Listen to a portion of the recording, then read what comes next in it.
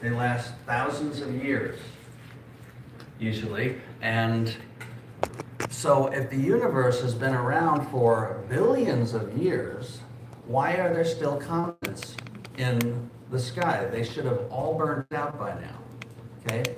So here's just a little information about comets, and then we'll see their rescue device that they have for this, okay? Comets are cosmic snowballs of frozen gases, rock, and dust that orbit the sun. When frozen, they are the size of a small town.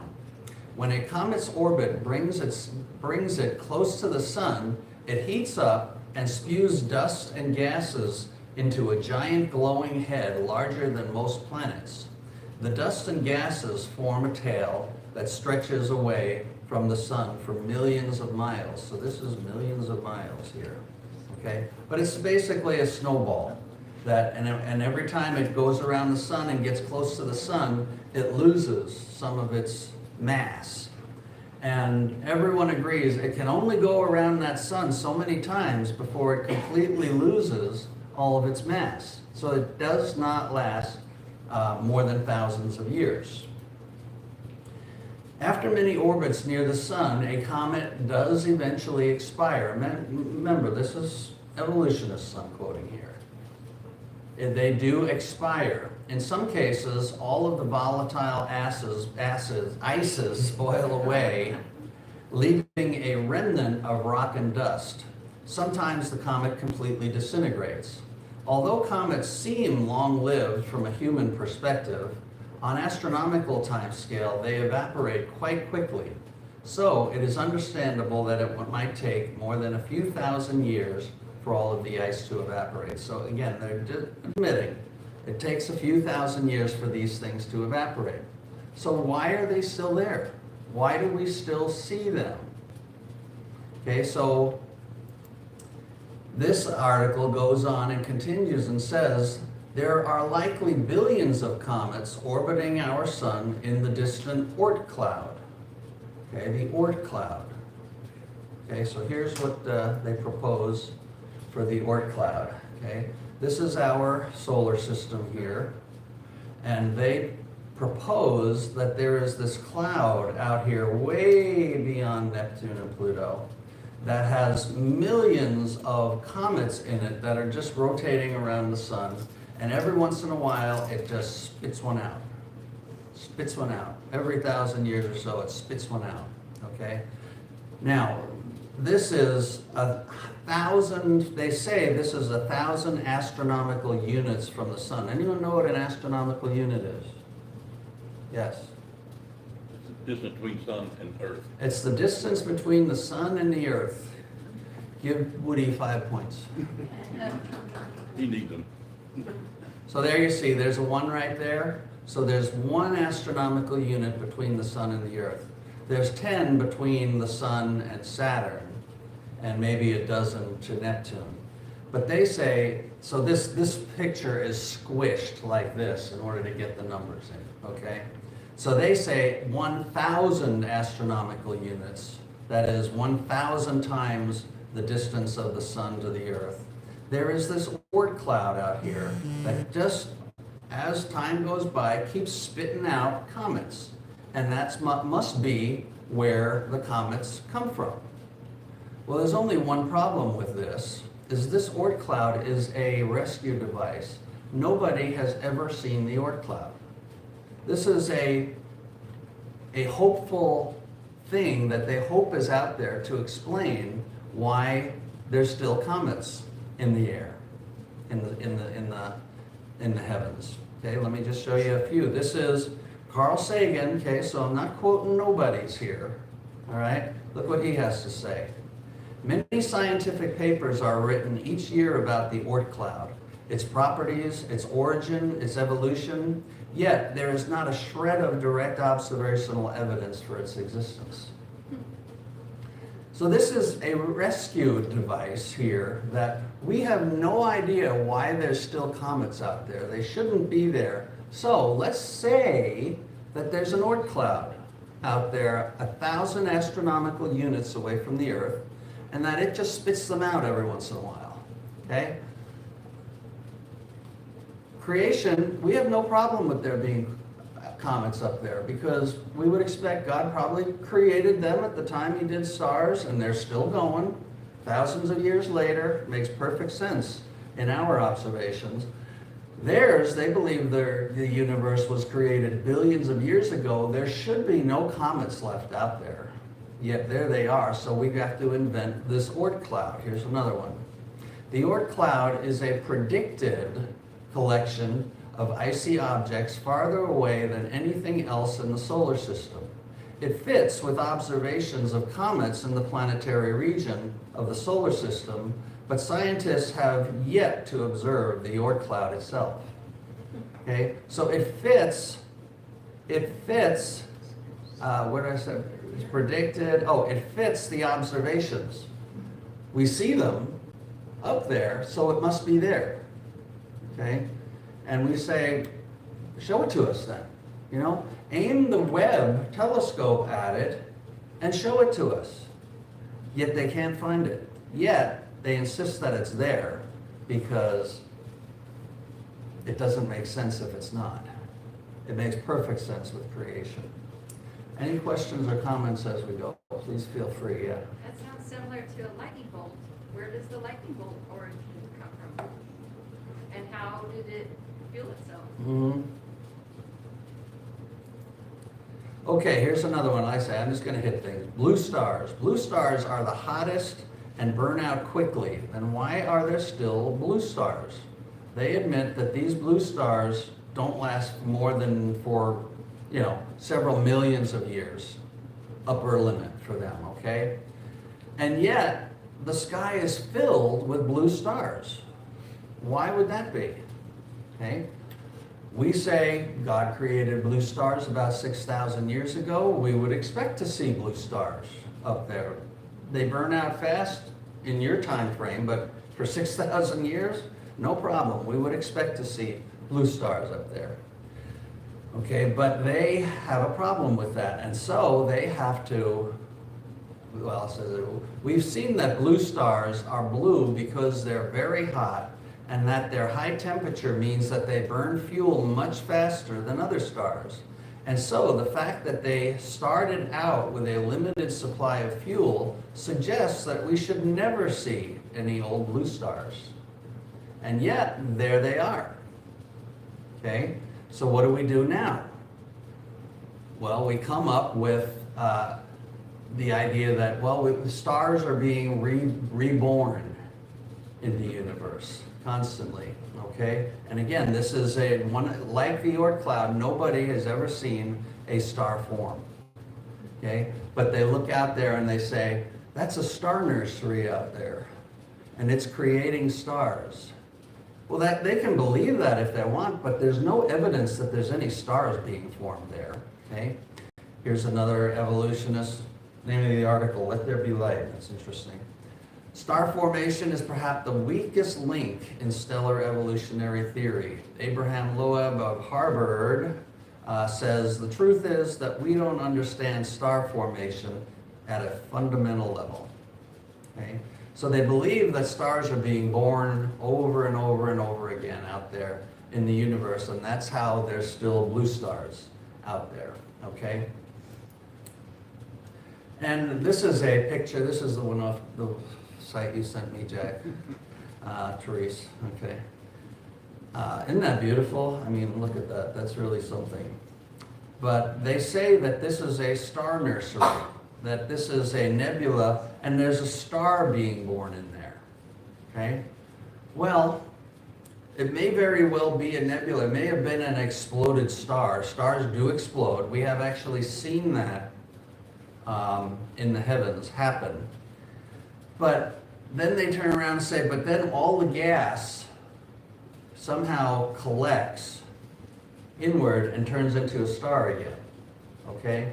Yet, what we actually see is we see these things expanding, not contracting, okay? If they're turning into stars, they should be contracting, but we see them actually expanding.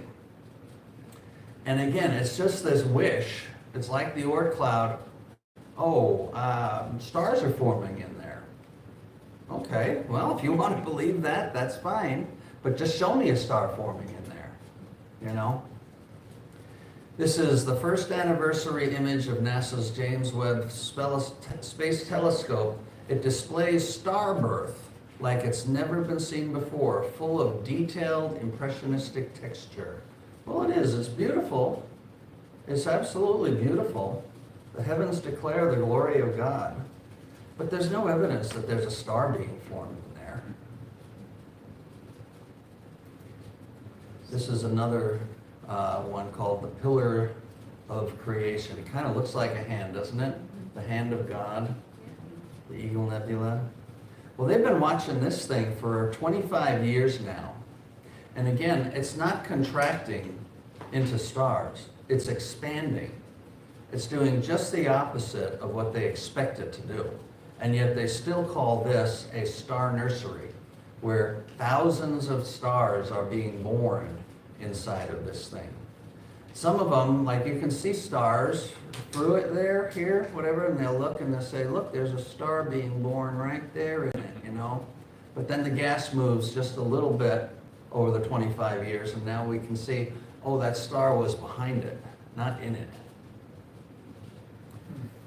But here's a quote from NASA. NASA's claim in 1995 that these pictures showed hundreds of thousands of stars being formed was based on the speculative egg star formation theory. It has recently been tested independently with 2 infrared detectors that can see inside the dusty pillars. Few stars were there, and 85% of the pillars had too little dust and gas to support star formation. The new findings also highlight how much astronomers still have to learn about star formation. Okay, so here's NASA admitting, okay, we've been calling this thing a star nursery. We thought there were thousands of stars being born in there. Now we realize it's really not. Okay, but your typical person out on the street is still going to think this is star nurseries.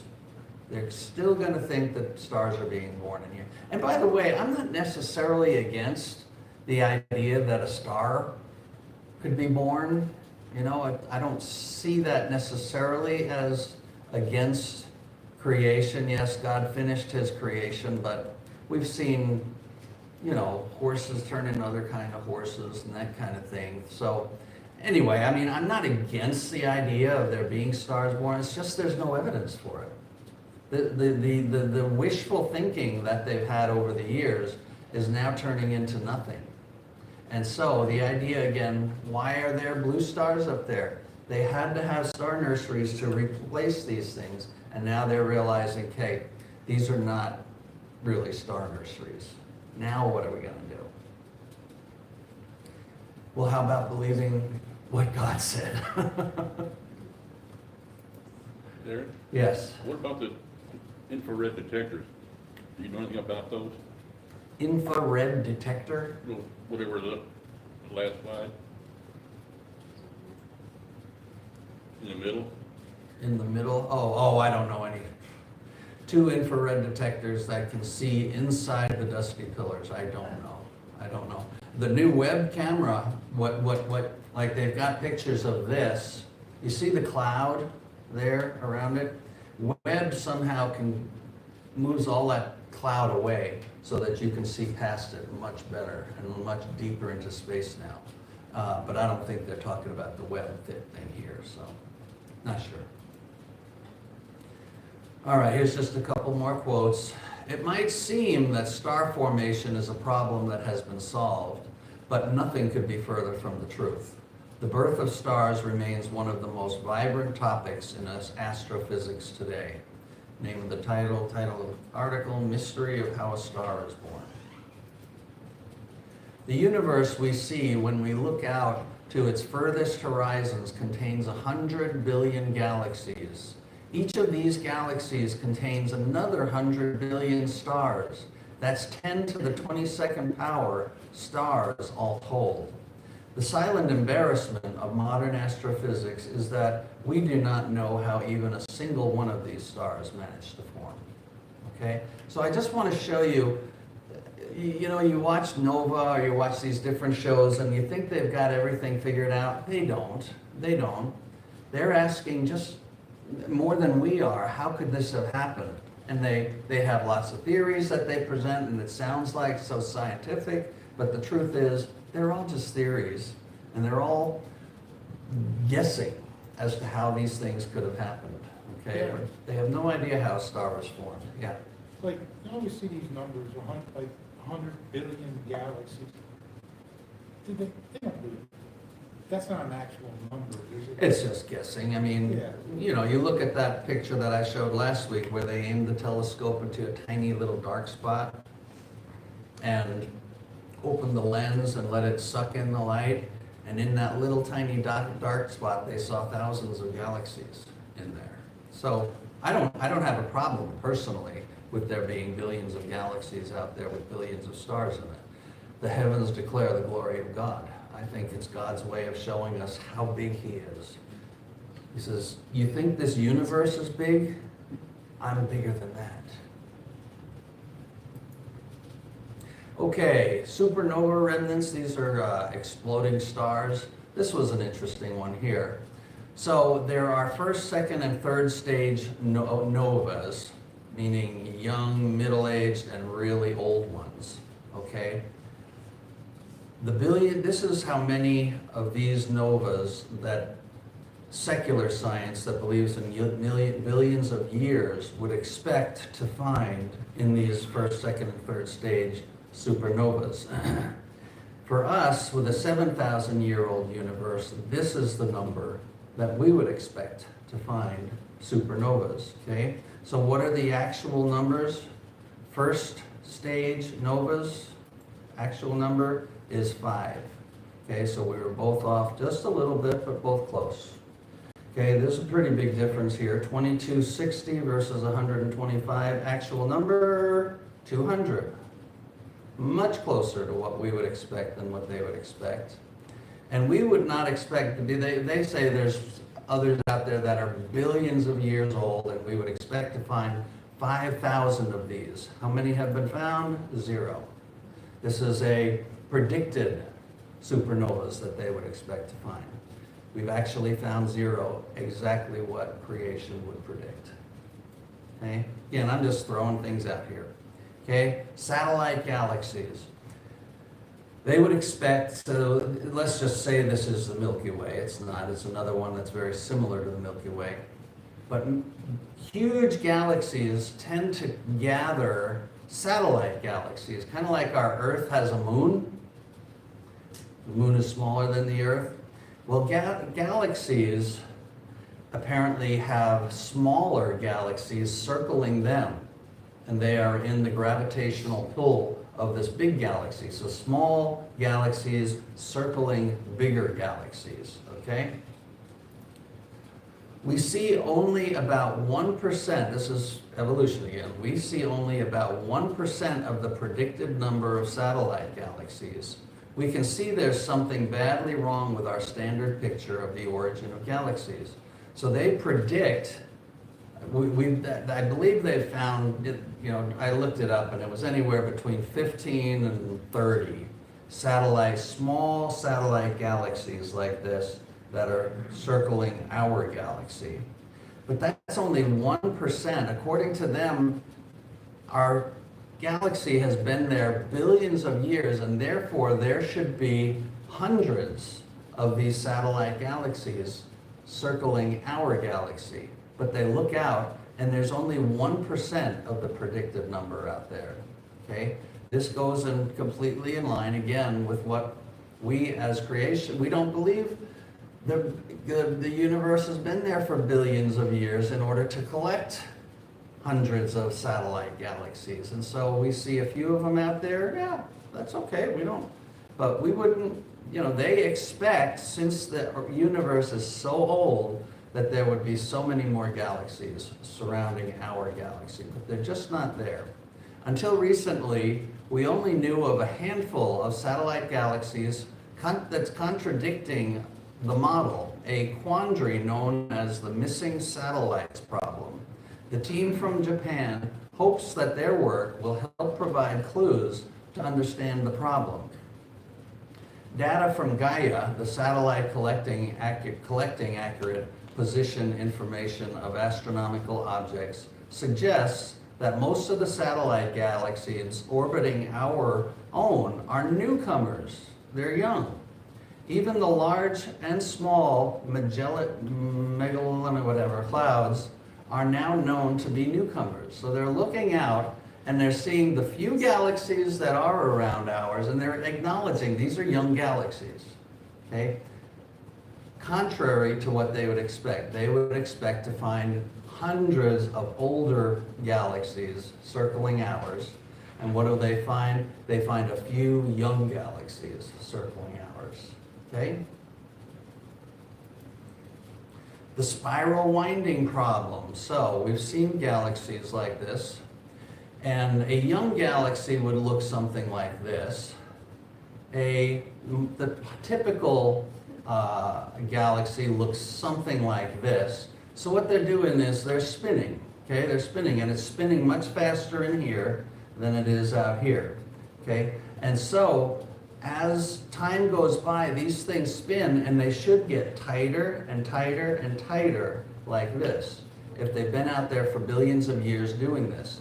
Well, these are just made up things here that they did for an animation, basically. This is an animation of you do this, and then over millions of years, a couple million years, it should look like this. Over 100 million years, it should look like this. Over 1 billion years, it should look like this. Well, there's none of these, and there's none of these. We look out in the galaxy, and all spiral galaxies are either look like this or like this. They look young. They aren't tightly wound like this, which would have taken billions of years to do. And you don't find any of them out there. Why is that? Because they're not billions of years.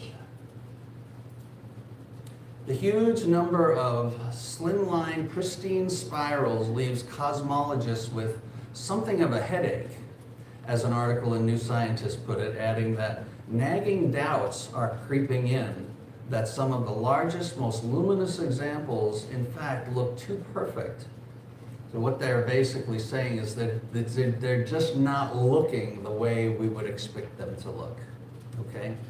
They should look like this. If a galaxy has really been spinning like this for billions of years, it shouldn't look like this. You flush your toilet, and you see it going down, and it gets tighter. Anyway, it's kind of like the same thing.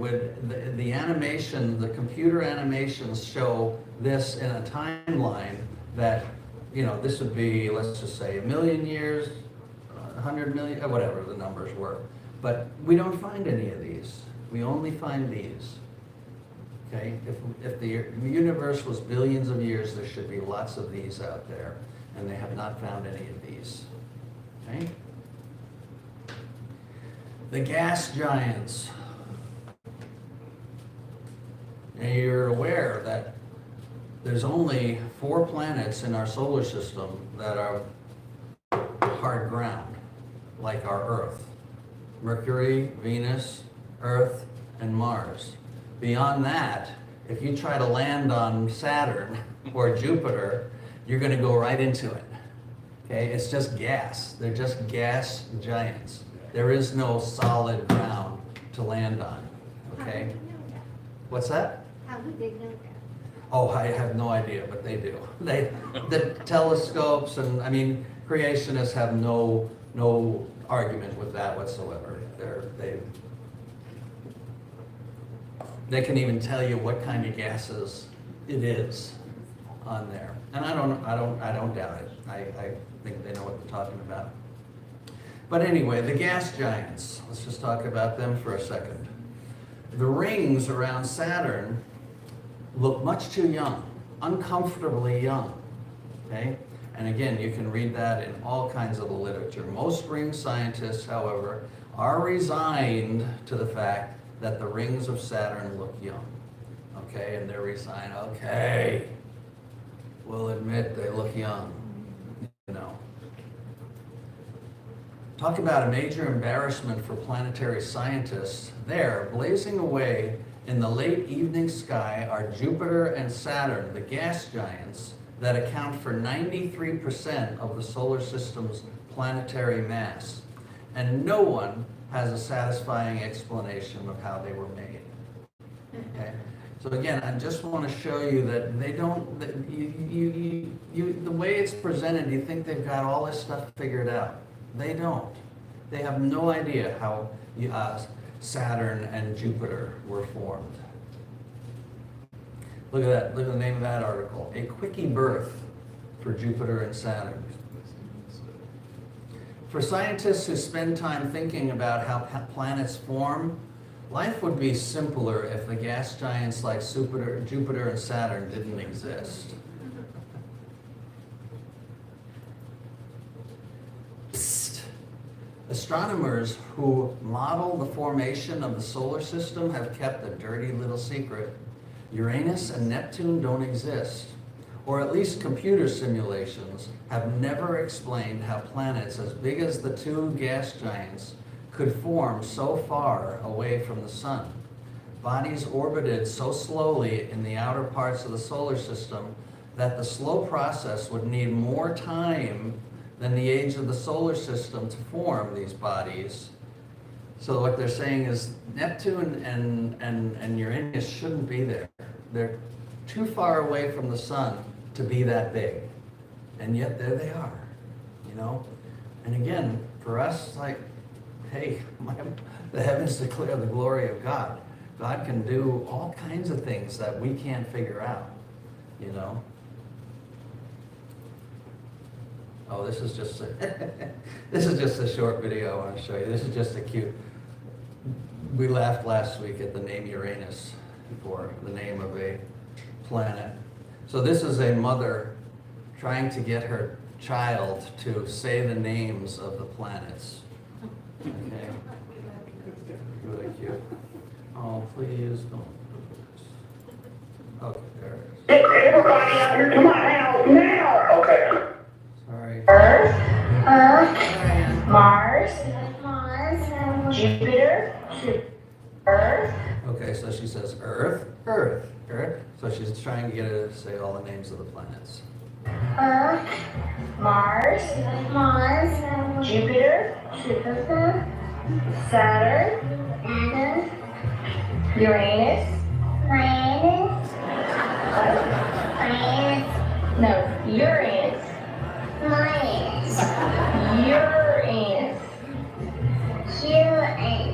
Say, yeah, that's right. Uranus, Earth. Anyway, there's a lot of cute ones out there like that. My anus? All right, back to science.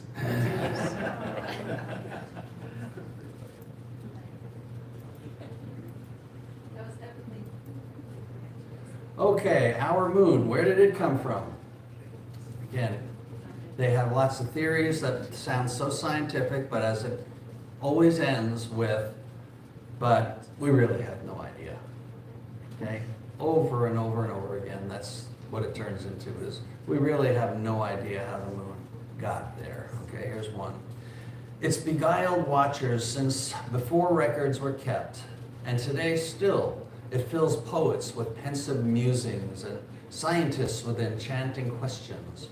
Where did the moon come from, and how did it get there? Hopefully, new research will one day provide us with a definitive answer. Until that day, though, it seems we will all have to just keep on musing. Okay? And that's what they say over. Nobody knows how the moon got there. Okay? But I think we do. What does the moon do on the Earth, by the way? Just real quick. Next week we'll get into the incredible creation of our planet and what the parameters of there actually being life on this planet. Anyone know what the moon does? Most important thing, Jerry. In creation, God said that it was the night light. Okay, so it gives light in the night, for sure. The tides. Yes, yes. it creates the tides around the world. Okay, so it goes around the world. If this is the Earth, it's going around the Earth, and as it does, the gravitational pull pulls the water towards it. And as it goes, it pulls the water around like this. So that anywhere, wherever the moon is, that's high tide, and it's low tide over here. Okay? So the moon creates the tides, which is the washing, kind of the washing machine for the oceans. Without the moon doing that, our oceans would be dead. It's really a beautiful, beautiful thing, yes. There is a prophet that said, I'm just saying, that that's where the 12 tribes are hiding, waiting to come back. On the moon? Yes. And I know which prophet you're talking about. One of them, I don't know Yeah. who it was. But I'll just say it's not one of the prophets in the Bible. Okay? That's all. All right. So anyway, on and on. Here's a few things right out of the Bible that are very interesting. The earth floats in space. God hangs the earth upon nothing. Job 26:7. Back in the day when they thought the earth has to be, they didn't understand the concept of a heavenly body floating in the air. So they came up with these things, oh, it's sitting on 4 pillars. Well, what's the 4 pillars sitting on? It's sitting on the back of 4 elephants. Okay, what are the 4 elephants standing on? They're standing on the back of a turtle. Okay, what's the turtle standing on? Well, no, it's turtles all the way down. You know. Anyway, they come up with all of these theories, and a lot of this, you know, that particular picture is in the Hindu scriptures, right? So I would think God would know that he hangs the earth on nothing rather than the earth sitting on the back of a turtle, right? But again, back Job, remember? Job, probably the oldest book in the Bible, and yet somehow he knew well before science, way before science, that God hangs the earth on nothing. And they probably laughed at him for that. But Job has some inside information. Here's another one, the expansion of the universe. So the idea here is most people believe that our universe is expanding, that it's going out, it's getting bigger, that the galaxies are moving out away from each other, okay? And most creationists are okay with that, like, it doesn't contradict anything. But it's interesting if that's so. It says in Isaiah that God stretches out the heavens like a curtain and spreads them out like a tent to dwell in. There's about a dozen verses in the Old Testament that talks about God stretching out the heavens. Interesting. So if that is actually happening, somehow Isaiah knew about that long before that was even a thought. Here's another one, the number of stars. Again, back in Bible days, everybody thought they had figured out the number of the stars. You know, oh, I think there's 1,022. No, there's 2,048. On and on and on. But what does it say in Genesis? Abraham's descendants are as numerous as the stars of the heaven and the sand on which is the seashore, which is too great to be numbered. So the stars are too great to be numbered. Okay? Back in the day when everybody thought, well, there's, somebody's got it right. There's a certain number that we've counted and we got it, No. Back in the Genesis, they knew that too great to be numbered. Here's another great one. So you think our star, this is our sun right here, okay? And then these are other stars that we found. And look at the size of Antares compared to our sun. You could fit our sun into this star probably 1,000 times into here, okay? Now why do I bring that up? Because somehow Paul knew, he says, the sun has one kind of splendor, the moon another, and the stars another, and star differs from star in splendor. This is back before there was any such thing as telescopes or binoculars or anything like that, and all the stars just look like dots in the sky. Yet somehow, Paul knows that star differs from star in splendor. Isn't that cool? Oh, this is another little video. This gives you an idea of some of the size of some of these different stars in their different splendor. Kind of like the snowflakes. There are two snowflakes that are like. Right. Okay, so this is the moon, the Earth's moon. Mercury, not a lot bigger than the moon. Venus, which is about, no, Mars, sorry, Mars. There's Venus, about the same size as the Earth, there, okay. There's Neptune. For some reason, they only put Neptune and not Uranus, but they're about the same size. There's Saturn without his rings, and there's Jupiter. Okay, that's the planets. Now, here's our sun, okay? Now, do you see our Earth there? Our Earth is one little tiny dot right there compared to the sun. Okay? There are spots on the sun that are 10, 20 times the size of the Earth. Okay? Earth is right in there somewhere. All right, but you think the sun is big, watch this.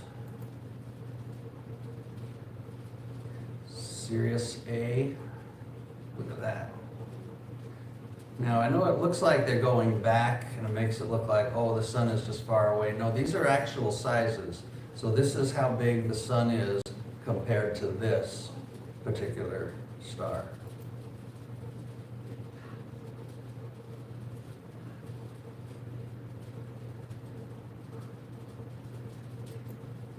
You see how big this is? This is the actual size of our sun right here, that little dot right there. And we really don't know the purpose of them, do we? I think we know the purpose of them. The heavens declare the glory of God. Have I quoted that verse tonight yet? Look at that. Look at that. Function. Wow. Function.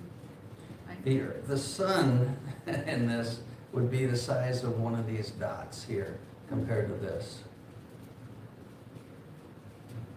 And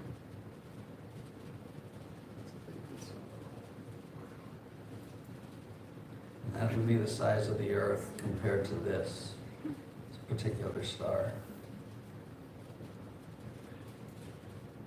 And perhaps because it got so much correct about how the earth was, the universe was formed, perhaps this is wrong. Perhaps this is wrong.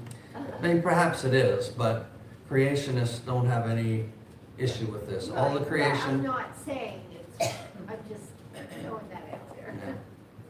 I just really think that it is. Who just told me, so when next week when we talk, is there life in outer space, in other planets? He said that to somebody and somebody said they were arrogant. What was that? Oh, Randy. Yeah, I just had a conversation with a guy in high school, and he said it was arrogant for me to say that we're the only planet that has life on it. It's arrogant for us to say we're the only planet that has life on it. And if you don't believe God created everything and you believe that evolution happened and that life can happen by accident, and it happened here on Earth, well, then it could happen somewhere else. And it could sound arrogant in that regard, But I really believe God created all these things for us to discover. The discoverability of these things, we'll get into that next week. Just the fact that we have a platform that we can stand on here and look out there and everything's just perfect to where we can do that is just an amazing thing. And I just think it is. It's God saying, this is, you think this is big? The heavens declare the glory of God. I'm so much bigger than that. Yes? Without the word worlds, plural, it's in the scriptures. The what? He created the worlds with the S, plural. Well, there's There they there's are. planets and, these are all stars. These are not planets, these are not worlds, but Mercury you can call a world, you can call Venus a world. We'll get into all that next week, but here's a quote. Oh, we did this already, okay. One star differs from another star in splendor. Somehow, Paul had inside information. Look at that one. Isn't that something? Guess what that's called? Yeah. Well, now, The eye of God. Sorry, Jerry. So, are all these discovered through the web scope? No. They knew it before the. Like this, they knew this was here before, and they had pictures of it before, but it just wasn't this crisp. This had lots of gas cloud around it. The inside here was filled with a cloud. Webb somehow is able to go through the cloud and see much greater detail and much farther beyond it too also. So, yeah. Most of the pictures of that Webb is coming up with is stuff that we've known about already. The nebulas, all that, just giving us better pictures of it. But what it is showing us that we didn't know before is galaxies way, way out there that shouldn't be out there. They're too perfect. They're too perfect and they shouldn't be perfect because they're so close to the Big Bang. They say, no, they shouldn't be there. But there they are. Okay. The heavens declare the glory of God. The skies proclaim the work of his hands. Day after day they pour forth speech, and night after night they reveal knowledge. Amen? All right, any comments or questions? Are we gonna do anything on constellations? I hadn't planned on it, but that is an interesting thing. Not astrology, but there's some interesting stuff in there. So since you asked, maybe I'll throw something in there. What did you have in mind?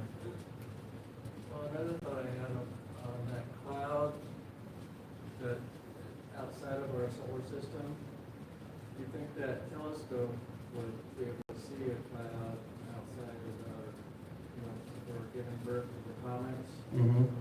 Exactly. Because you see clouds, in these far off galaxies. Mm-hmm. If you think of it existed, it should be. maybe it's too close. Yeah. Talk to me afterwards what you're getting into there. So, okay, so next week we'll look into is this universe is so huge.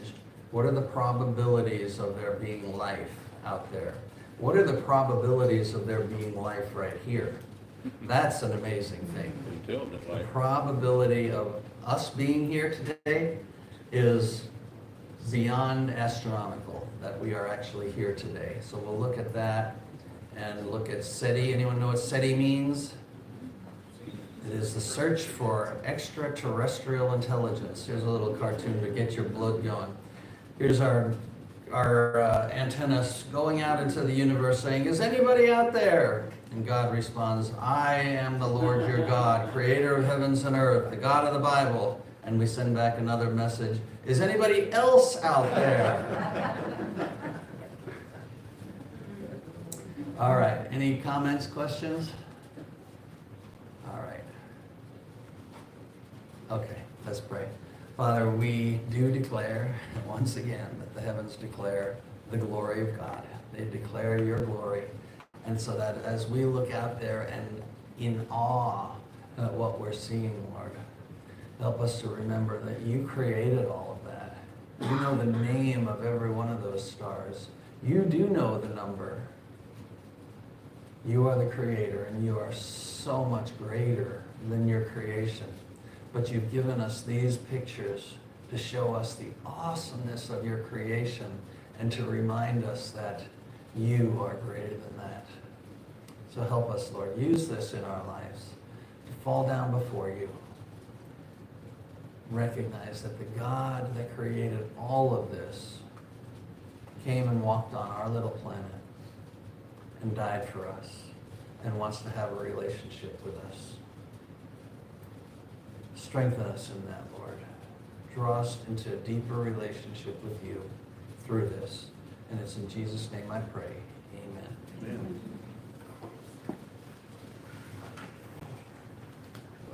That's going to be interesting. so. Well, we got part of it anyway. Okay. I don't know.